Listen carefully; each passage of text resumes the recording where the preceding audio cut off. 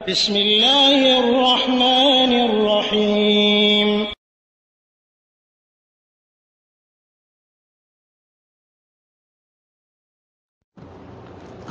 ওয়ালাইকুম আসসালাম রহমতুল্লাহ। জি, মালয়েশিয়া থেকে ইউসুফ ভাই জানতে চেয়েছেন যে বেতের সালাতের পরে আমরা যে সম্মিলিতভাবে মোনাজাতটা করি, অর্থাৎ দোয়া কুনুতটা পড়ি, আসলে তখন কোন দোয়াটা পড়ব।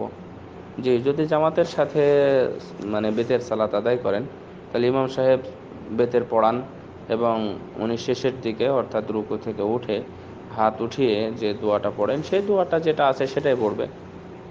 অর্থাৎ আল্লাহুম্মা হদিনি ফিমান হাদাইতা ওয়া আফিনি ফিমান আফাইতা ওয়া তাওয়াল্লানি ফিমান তাওয়ালাইতা, এটাই পড়বে। হ্যাঁ, এটাই উত্তম এবং এটাই করা উচিত। যদিও কিছু কিছু জায়গাতে এখন দেখা যাচ্ছে মক্কা মদিনা সহ এখানে অতিরিক্ত কিছু দোয়া করা হয়। তো এই দোয়াটা কেউ কেউ মুস্তাহাব বলেছেন, কেউ কেউ লা বাস সমস্যা নাই তাই বলেছেন, আবার কেউ কেউ নাও করেছেন।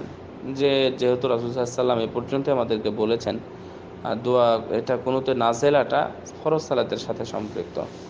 আলাকুল্লি হাল হচ্ছে আমরা তো আর বন্ধ করতে পারবো না, তবে আমরা রাসূলুল্লাহ সাল্লাল্লাহু আলাইহি ওয়াসাল্লামের সুন্নাহ অনুযায়ী এটা করার চেষ্টা করব।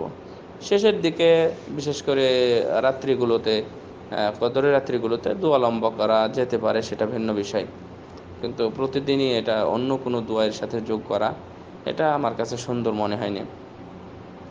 আর এখানে কেন বাংলাতে দোয়া করব? আমরা রাসূলুল্লাহ সাল্লাল্লাহু আলাইহি ওয়াসাল্লামের সুন্নাহ অনুযায়ী যেটা উনি আরবিতে যেটা শিখিয়ে দিয়েছেন সেটাই দোয়া করতে পারবো। এখানে বাংলাতে দোয়া করার কোনো সুযোগ নেই। আল্লাহু আ'লাম বিস-সাওয়াব। আর আপনি বলছিলেন যে ফজরের সুন্নাতের যে বিষয়টা, অর্থাৎ সালাত পরপরই পড়তে হবে, সূর্য নাই, সালাত পরপরই, ফজরের সালাত জামাত পরপরই সুন্নাতটা আদায় করে নিতে হবে, যাদের জামাতের পূর্বে সুন্নাত ছুটে যাবে।